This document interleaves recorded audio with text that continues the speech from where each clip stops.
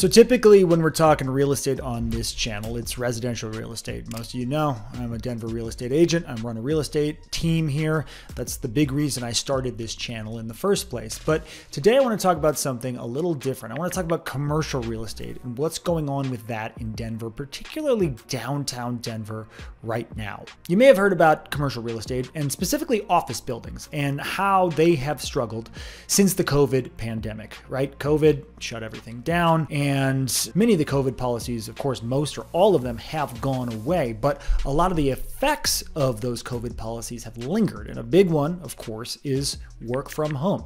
COVID dramatically changed the way we work to the point where having an office job that you need to be in the office 5 days a week, 9 to 5, seems to be rare now. And many people are fully remote, working from home 100% of the time.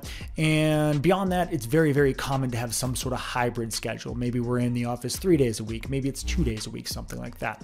Unsurprisingly, that's had a major effect on office space, commercial office space. Offices are far less occupied than they were prior to COVID.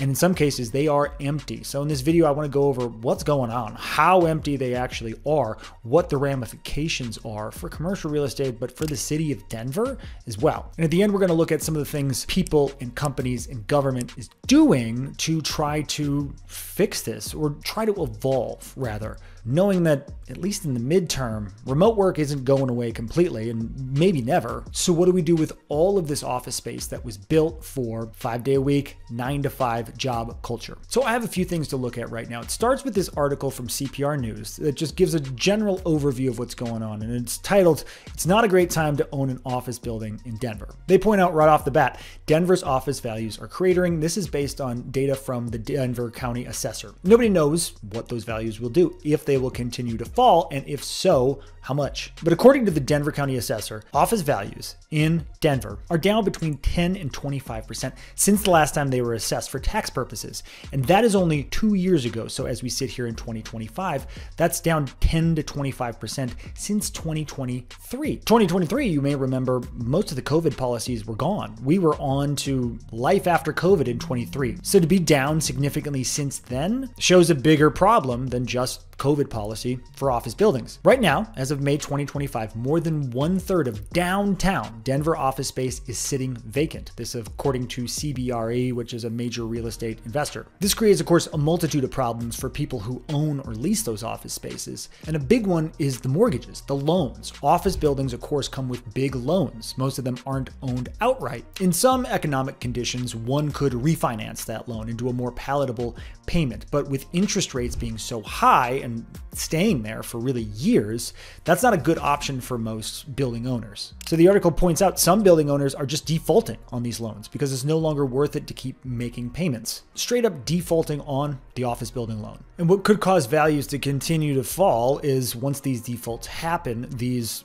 buildings tend to go to auction, where they're auctioned off usually at a price below what someone would pay on the open market, meaning that's going to drag the values of the office building segment down even more. The article does point out that it seems to be stabilizing, at least as far as occupancy.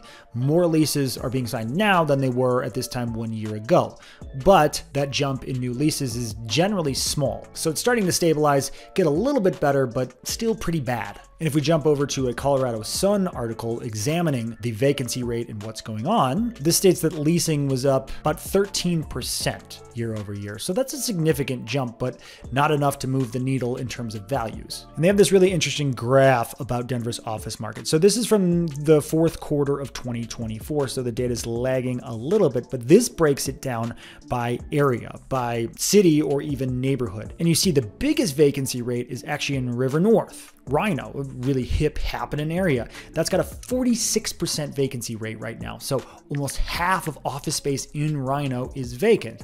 Article points out that much of this could be due to a bunch of new construction happening in Rhino recently. It takes time to fill those vacancies. And number two is downtown. Downtown Denver, which they put at 35% vacancy. If you go to Boulder, the office vacancy is down to 20%, so still significant, but quite a bit different. Aurora's 19%. And then unsurprisingly, among Denver our neighborhoods, Cherry Creek is the lowest. It's right around 8.5% vacancy. Cherry Creek, office space. Yeah, there's been a move in the last few years that if you're going to open up an office space, Cherry Creek is a space to do it. Much more vibrant, not dealing with a lot of the same struggles that downtown is in terms of homelessness, in terms of need for revitalization. There's a Business Den article that looks at Denver's distressed office properties. They actually break it down with a map and they show every Denver property that's in some stage of distress, which means foreclosure, pre-foreclosure. It can mean a few different things, but some sort of sign of early stages of default on a loan or non-payment. If we zoom in on the map, we see that, of course, most of them or the majority of them are in or around downtown. You see downtown. You also see some up in Rhino here. So that's interesting to show that it's not just about the new buildings that haven't been filled yet. There are distressed properties in the Rhino area as well. And then, of course, a bunch in the Denver Tech Center, the DTC. I'm seeing half dozen down here at least. And outside of downtown, that's the other main area for Denver office space. So it stands to reason that they would be having problems down there too. They are doing some interesting things with office space in the DTC, which we'll get to in a little bit. And this is causing some really crazy things to happen in the office space, if you will, including this one here, which talks about a Denver office property that sold for 10% of its value in 2018. 10% for what the previous owner paid it just 7 years ago. And this is about a property called Lincoln Crossing, 1775 Sherman Street and 1776 Lincoln Street. So right downtown central business district area. And they recently sold for $10 million, $10 million for the two of those. In contrast to $95.25 million that was paid in October 2018. Really hard to fathom. Talks about the properties of the office buildings, 476,000 square feet across two buildings that are 1970s, 1980s era buildings. So you're seeing the most trouble happen with some of these older buildings as well. They don't have the updates and the modern amenities that will bring workers and companies to these office spaces. So what's the plan? What do you do with this? Knowing that the current dynamics of work aren't going to change anytime soon. Well, the main thing you hear is people say just turn them into apartments and condos, turn them into housing. We have a housing shortage in Denver, as is the case in many parts of the country. Let's take these office buildings and let's convert them to condos and apartments. Great idea. Not typically that easy because they're built in different ways. If you think about a major office building, it's not plumbed to have a bathroom in every little unit like a condo or an apartment would be. You think about the way natural light comes in, and every apartment should have some natural light. Offices aren't situated like that. It is a bigger job and a much more expensive job than it might seem at first glance. But there are some towers in downtown Denver that are being converted to affordable housing and retail, and there's a CBS News article talking about that. This talks about two buildings that were bought for another super steep discount, 621 and 633 17th Street. So right there again, Central Business District. These were recently purchased for $3.2 million.